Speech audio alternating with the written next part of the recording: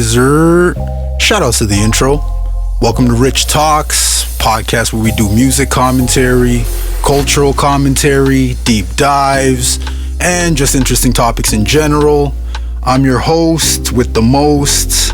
I like to roast, but I don't boast. Unk, aka Ree. Now let's get into it. So what's up, y'all? It has been a while. Now, I know I'm a little late to the party with like everything that's been going on lately, especially in relation to rap's, hip-hop's first Karen type thing. Like, wow. But I don't know. I just didn't feel right about going in on that topic without giving this other topic its own space, you know. So today I kind of wanted to talk a bit about legacies. Well, more specifically, the legacy of a certain music titan, certain legendary composer, certain kingmaker, if you will, who recently passed away. This man's impact in music was just like, it's absolutely unmatched. He played a role in the development of like so many artists that went on to become household names and legends in their own right. Today I wanted to talk about the late, the great Quincy Delight Jones Jr.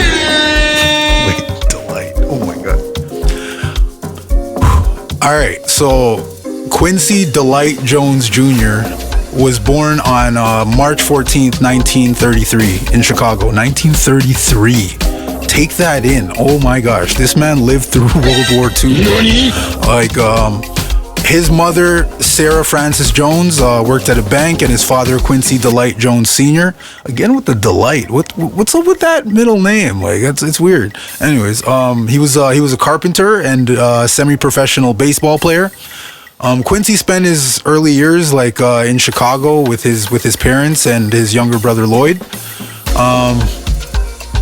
Quincy went through like a lot during his childhood though. Like his parents got divorced when he was still young, and his mother basically kind of developed a schizophrenic disorder of some kind. So Quincy and Lloyd were sent off to live with their grandmother in Louisville, and unfortunately, like his mother would basically spend the rest of her life in and out of like asylum, essentially, right? She basically passed away in an asylum. Around age 10, Quincy Sr. got remarried to a woman named Elvira, and decided to bring his sons to live with their new family in Bremerton, Washington. So now Quincy suddenly just jumped from just having a younger brother to now also having like 3 step siblings. They were all named Waymond, Teresa, and Catherine. What's up with these weird names back then, guys? Like Waymond. Why? Like I don't understand. Waymond and Delight, like weird. Anyways, his father and stepmother would go on to have like 3 more children named Jeanette, Margie, and Richard. And it was at this time that the whole family would basically just move to Seattle because I guess they needed more space and all, right? So young Quincy was kind of drawn to music at an early age. And, you know, sometimes we hear about like certain people and you feel like you hear their story and you're like, yeah, this person was kind of destined to do certain things, right? Or to be in certain fields. And I think this kind of rings true with Quincy Jones's case, because look what he became, right? Like he was destined to be the composer that he became. Like around age 11, while at a recreation center, young Quincy had his first musical understanding, basically, by getting to play around with a piano. And the experience inspired him to basically join the school choir and the band. And it was here that he would learn how to play like multiple different instruments, from like brass.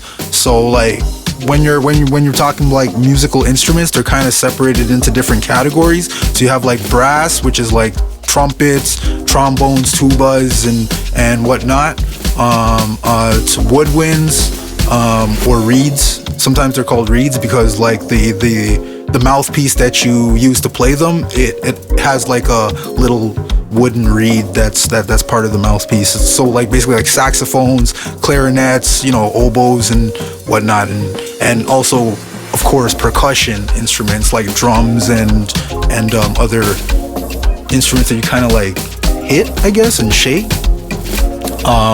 Anyways, Quincy was proficient enough and passionate enough that he would later be recruited to play in a swing band that some of his classmates formed. Now, swing music was pretty big like during the Great Depression because it was like a way to distract people from the daily grind and hardships that they were living through at the time. And it's kind of funny because I think we can draw some similarities to the current state of the world and the way we use music that has depth to sort of distract us from the monotony of our everyday hardships. I mean, what? If you kind of think about it, the Great Depression era was ended by the start of World War II, right? And I hate to say it, but like ever since 2020, the world has kind of been, it's felt like it's been going down its own Great Depression era. You know what I mean? Like, especially with the uptick in all these conflicts around the world lately, and it sometimes feels like the history repeats itself analogy is a little too spot on at times, But then I think to myself, like, maybe that's just human nature. When things are just too good at one side of the scale, the balance is lost, and either everything topples over and the new generation has to clean it up, or people just become too complacent and closed off from the hardships of others. Because if it's out of sight, it's out of mind, right? But you're a victim. Anyways, what am I even talking about? Back to Quincy Jones. After he graduated from Garfield High School in 1950, wow. He would go on to Seattle University for one semester before he transferred to Berklee College of Music in Boston on a full scholarship. And despite receiving the scholarship to attend Berklee, Quincy's heart was just not in attending college. So he proceeded to drop out because the legendary vibraphonist Lionel Hampton invited him to tour with his band. And shout outs to Lionel Hampton. He's one of the best vibraphonists in history. Like, he was in a band with Louis Armstrong back in the day too. Like, Lionel really helped set the vibe on songs. Like, he was the vibe man, for those who are really fans of like great and classic jazz music. I really do compel you to like check out Stardust by Lionel Hampton, by the Lionel Hampton All Stars.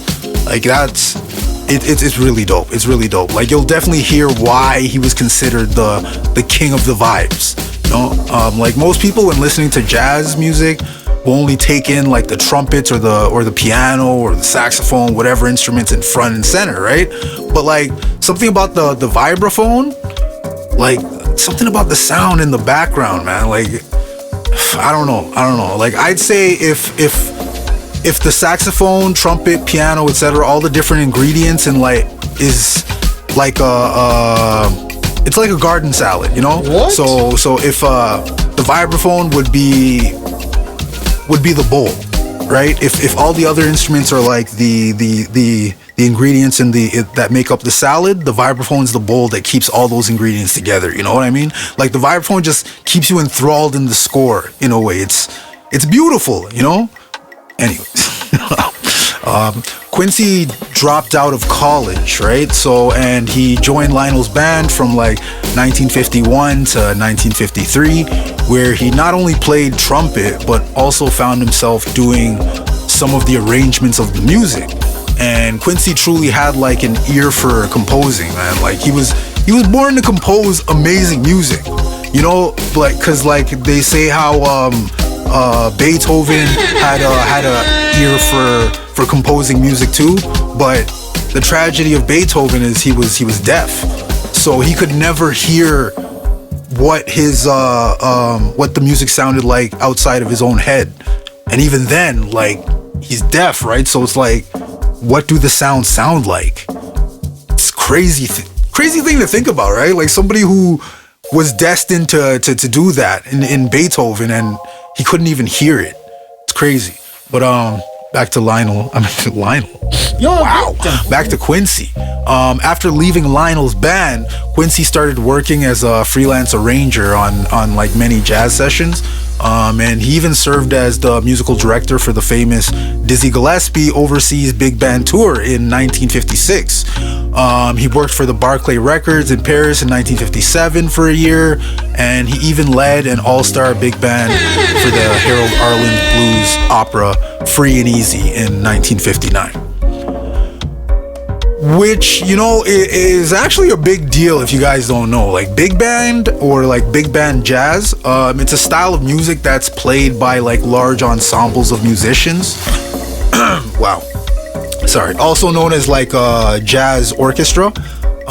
Big band jazz is often characterized by its complex harmonies and a focus on ensemble playing and arrangements. So it is a little bit different from like playing normal jazz, as it focuses a lot less on improvisation and freestyling notes, but like it's closer to like a symphony orchestra, where like everything is timed, it's measured, and it's controlled, like, you know, kind of like that. So the fact that someone so early in his career who dropped out of college was now leading an entire ensemble of people who already had teeth in the game. Now that's just someone special to me. Like, just someone really special. So some years after returning to New York, Quincy composed and arranged the 1964 Frank Sinatra album, It Might As Well Be Swing, which featured that hit song that we all know and love, Fly Me to the Moon and Let Me Play Among the Stars. I love that song.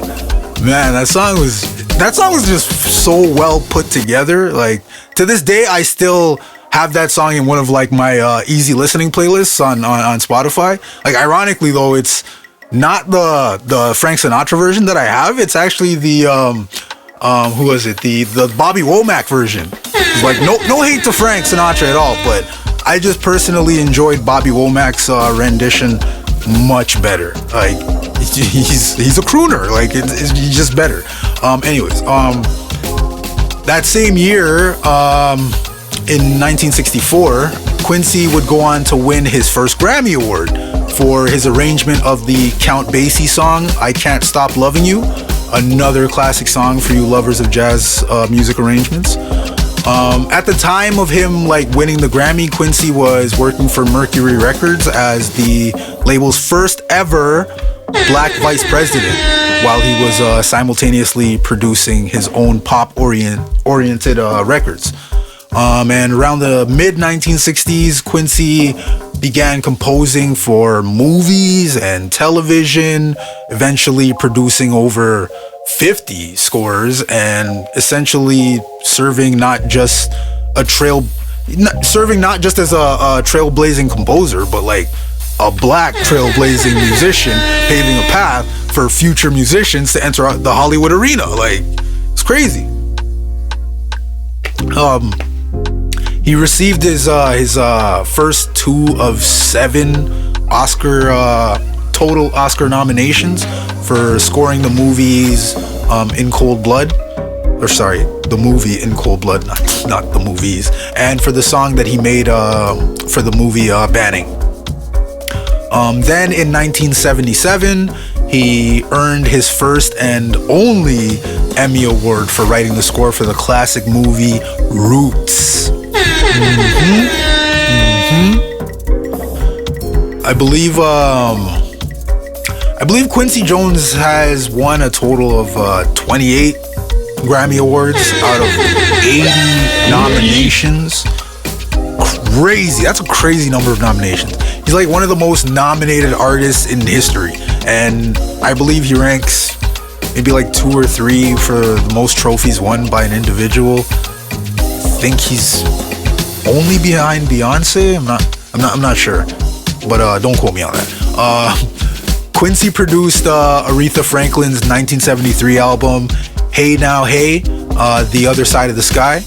After the success of that album, he basically proceeded to start his own label called Quest Productions, and he would go on to produce and like arrange several hugely successful albums by major jazz and pop figures, including Frank Sinatra. So later on, Quincy would go on to start Quest Records, which was a joint venture he created with Warner Brother Records.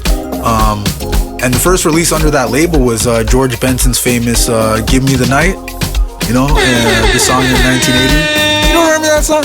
Cause there's music in the air and lots of loving everywhere. So give me the night. Dun, dun, dun, dun. Give me the night. Dun, dun, dun, dun.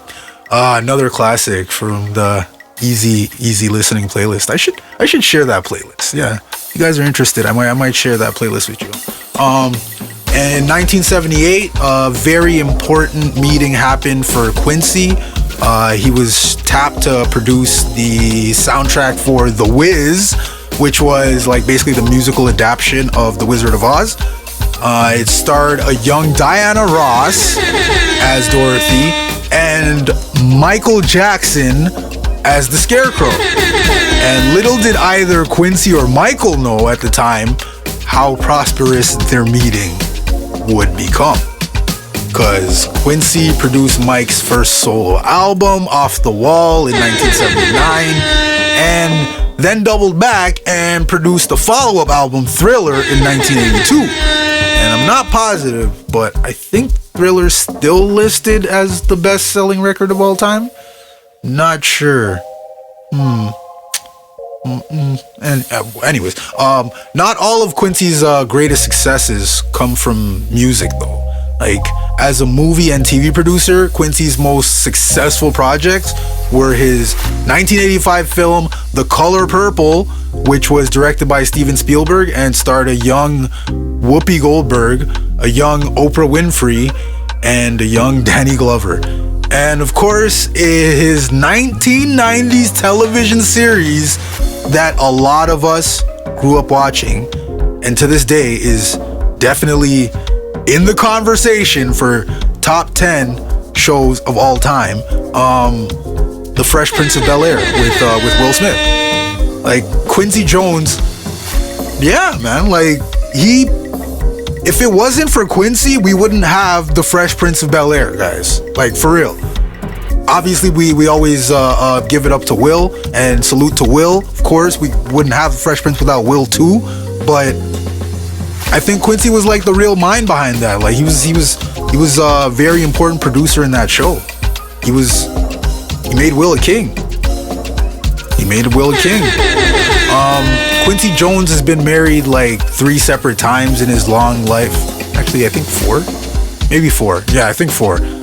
Fathering about 7 children with 5 women. Or is it 6? I can't remember. There was Jolie, there was Rachel, Martina, Quincy the Third, Kidada, Rashida, and Kenya. That's 7, right? Yeah. Okay, yeah. 7 children, 5 women. Yeah. Okay, right. And I think the most well-known of all of his kids would have to be Kidada, Rashida, and Quincy the Third. Because Kidada was the woman that was engaged to Tupac Shakur before his passing in 1996. Rashida is a successful actress and actually very well known. Like, she played Karen on The Office. Shoutouts to The Office. Sorry, y'all. A little under the weather. And Quincy the Third, actually a well-known and successful producer in the music industry right now. Like, he's actually a really well-known producer. Now, I really need to touch on a certain interview that Quincy gave to Vulture magazine back in like 2018. This was a very, I'm just gonna use the word interesting interview, as he gave us like a lot of details that we were not privy to at all. and definitely changed up how we saw a lot of these people. Like Mike, for example. The interviewer basically had asked him, what's something people don't understand about Michael Jackson? And Quincy hit a crazy reveal. He was like, I hate to get into this publicly, but Michael stole a lot of stuff. He stole a lot of songs. Donna Summer's State of Independence, which Quincy produced, was, and Michael actually helped on the backing vocals for that song, and the song's central riff basically is, if you really listen to State of Independence, there's like a backing riff to it that's very, it's a little bit slower. It's a little bit slower. Stop the cap. No, actually, it's a little bit faster. Yeah.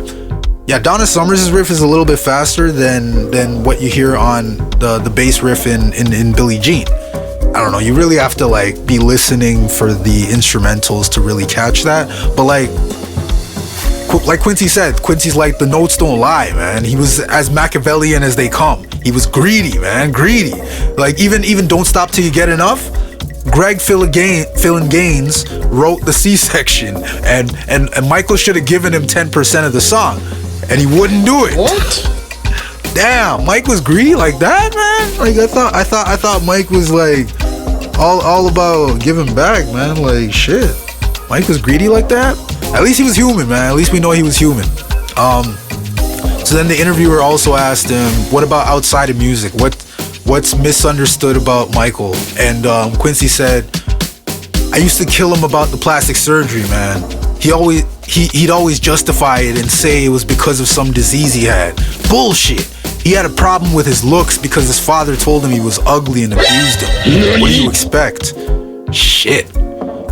I mean, Quincy has a point, man. Like, if one of your parents growing up abuses you and calls you ugly at every opportunity, and of course you do whatever it takes to not be that, or not seem it, because you're looking to your parents for their favor, and like someone that you're looking up to is telling you that you're ugly and beats you for it. That's crazy. I mean, that kind of trauma, it's really sad, man. Like, then you actually like have to look.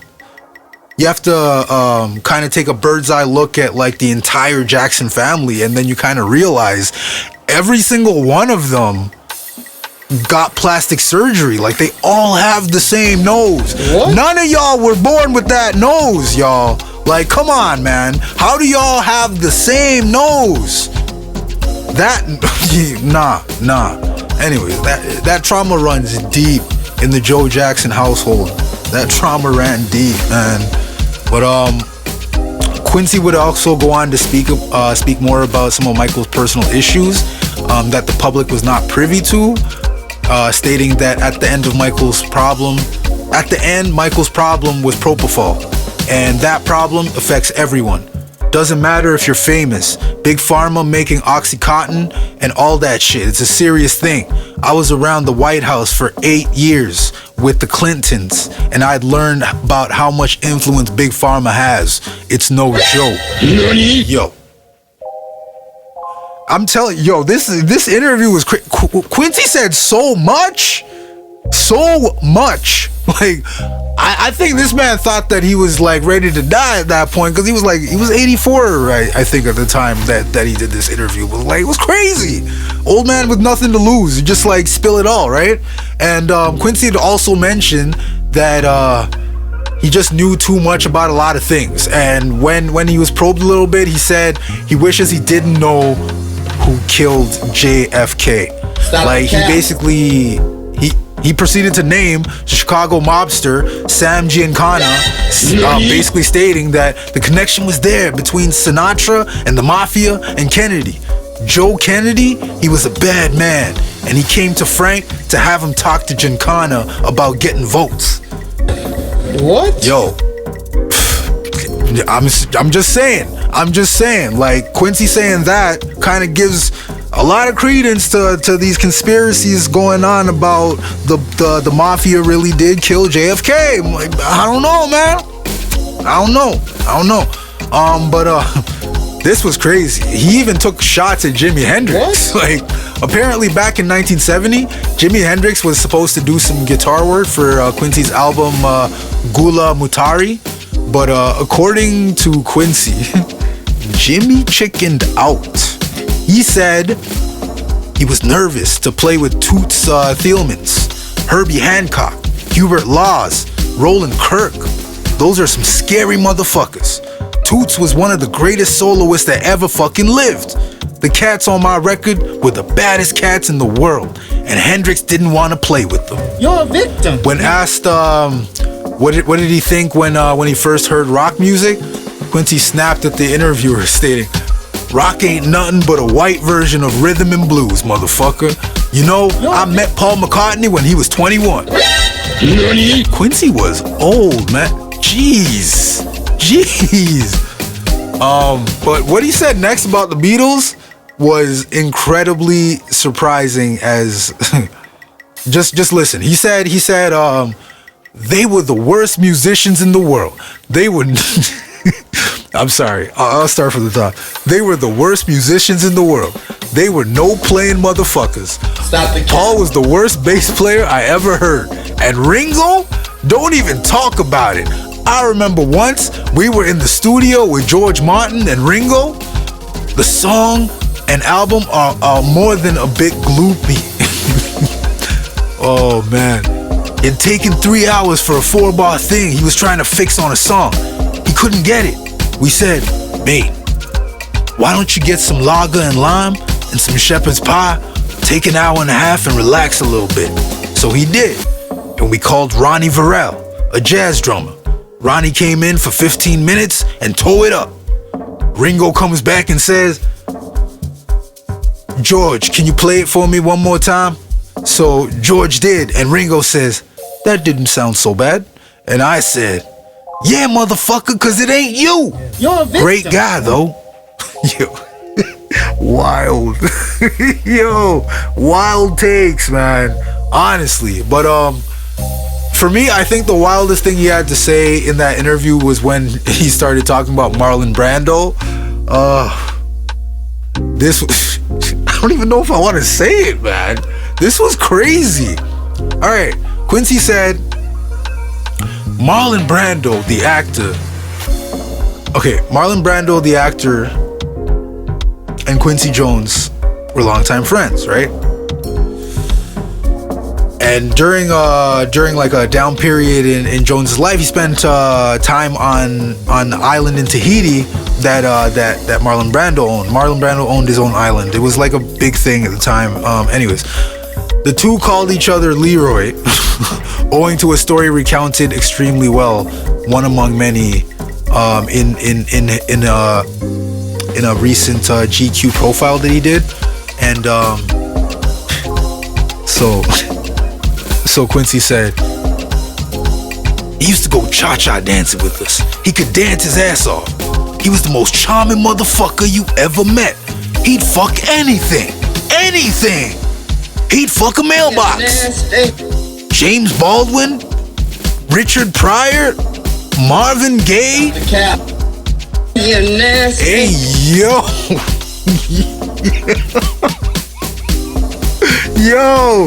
Yo, here's the messed up part though. At least like regarding Richard Pryor. So it's apparently been like a known thing amongst his friends and his circles that Richard Pryor was a bisexual man. And y'all remember his famous joke, "Girl, you look so good, I'd suck on your daddy's." I'm not gonna finish that joke. Anyways, yeah. That was Richard Pryor's joke. Anyways, and regarding the story about Marlon Brando and Richard Pryor, apparently even Richard Pryor's widow confirmed to TMZ one day that the openly bisexual comedian would be cracking up about his relationship with Marlon Brando being made public. Like she said, it was the 1970s. Drugs were still good, especially Quaaludes. If you did enough cocaine, you'd fuck a radiator and send it flowers in the morning. What is up? Yo, the 70s was definitely different, man. That's crazy. Quaaludes really did that to people? So, nah, that means Bill Cosby was wild, man. Bill Cosby was a wild dude if he was just giving out Quaaludes like that, man. You know what I'm saying? If Quaaludes was... You're a victim. Damn. That's filthy work. Lee Pryor added... Lee, that's Richard Pryor's widow. She added that Richard Pryor had written extensively about his sexual relationships in his diaries too. What? This is crazy. Lord Almighty. I'm not gonna lie. That Vulture interview was very, very revealing. Vulture interview from like 2018. Like, it definitely changed the way I viewed like certain people at the time. And shortly after that interview, Quincy did end up like releasing a statement where he kind of like apologized about bad mouthing others and like ending his apology with, "I encourage you all to please grow with me and keep on keeping on.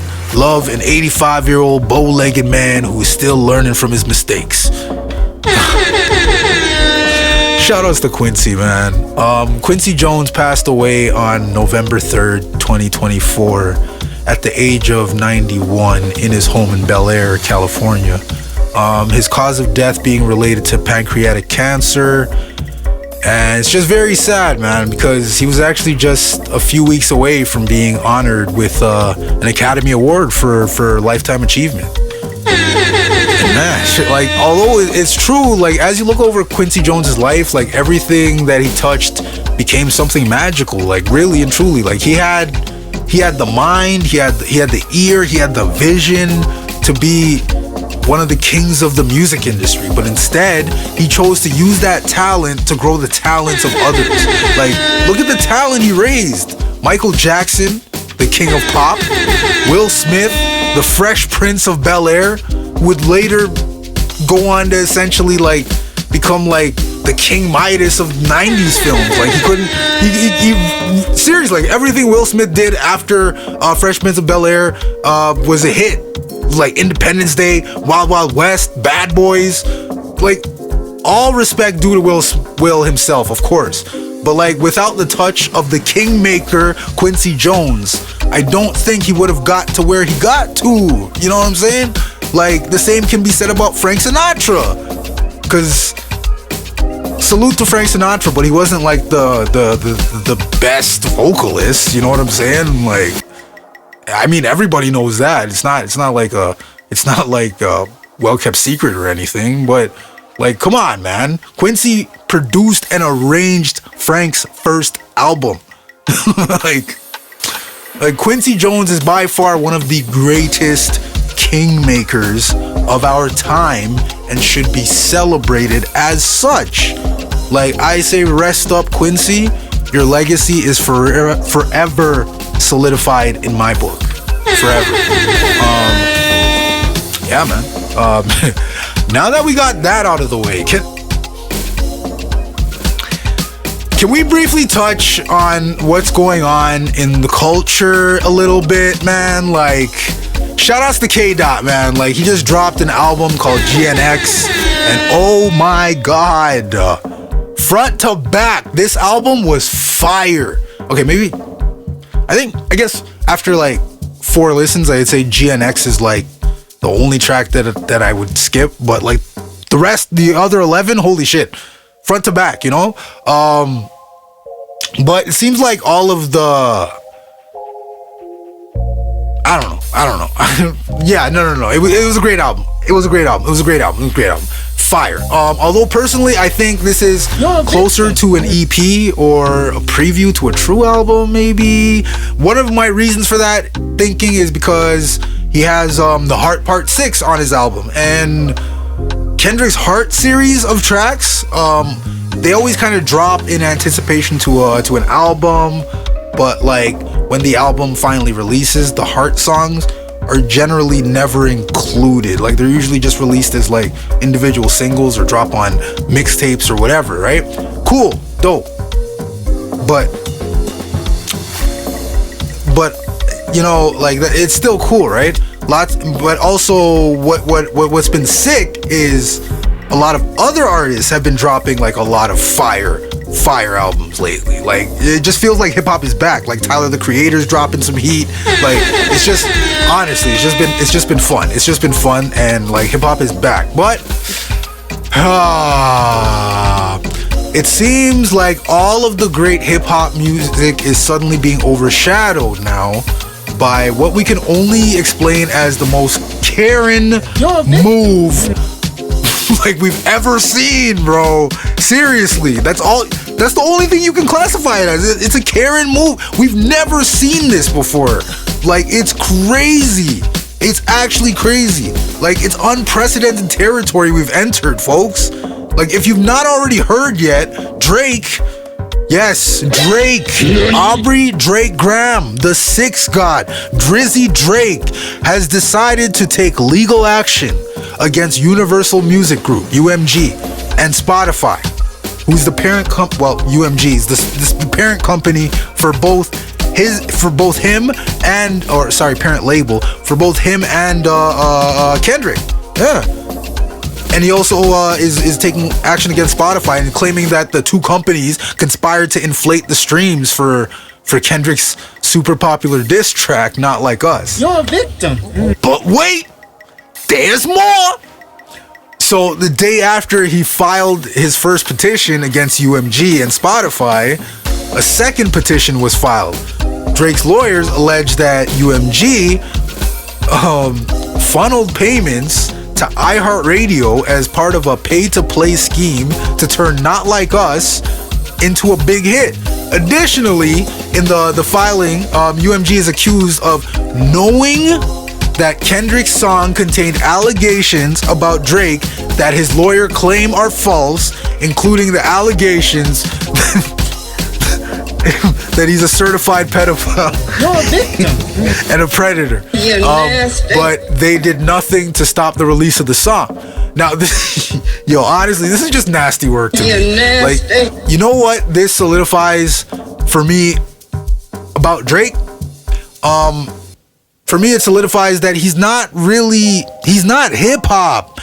Like, we don't do this shit in hip hop, man. Like, when has anyone ever taken legal action over losing a rap beef? But what? By the way, it's just verbal jabs, dog. Like, hold on. Like, imagine if NWA decided to sue Ice Cube when he left the group and released No Vaseline, which is still probably the most disrespectful diss track ever released. Like, oh my gosh, No Vaseline, y'all getting fucked out your green by a white boy with no Vaseline? Oh my gosh. You're a victim. Bruh. Come on. Like, and they didn't take legal action. Come on, man. Also, wasn't it you, Drake, that said in your own Heart Part 6 song that you've completely wiped from all streaming platforms? Didn't you state that you and your team fed the false information to Kendrick's team? Stop the cap. And that you were expecting him to already say those things because you're the one who fed him the info? Not to mention, wasn't it also you that talked smack about the man's wife, claiming that he beat her? How's that not defamation if we're following the same logic here, right? But yeah, Drake is not hip hop to me. Drake is a pop superstar he's great at rapping and makes very good rap songs. But he ain't hip hop, man. Like, he ain't a rapper to me no more. Like, this is nasty work.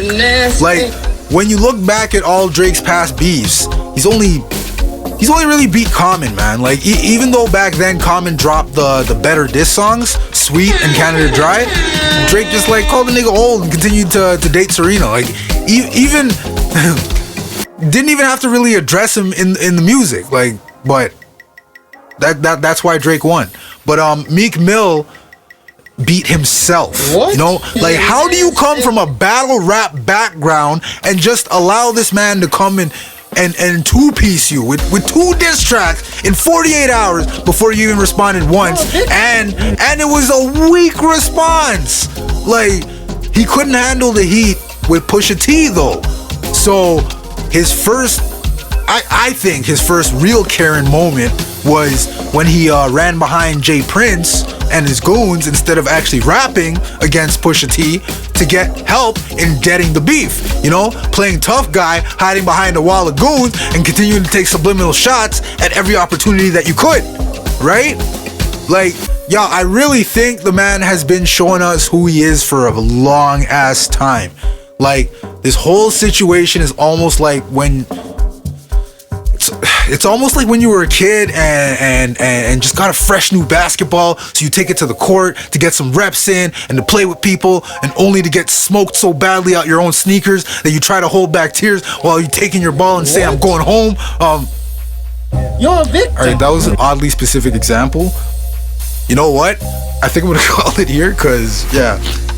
Anyways, I definitely do want to address the situation more, but you know what? I actually want to talk to like a Drake defender. Like, I don't want to sound all biased here, so I'm gonna get a Drake defender on here maybe, and we can really break this down. Like, cause right now it just feels like I'm indiscriminately taking shots at Drake, and I'm just a fan of hip hop, man. And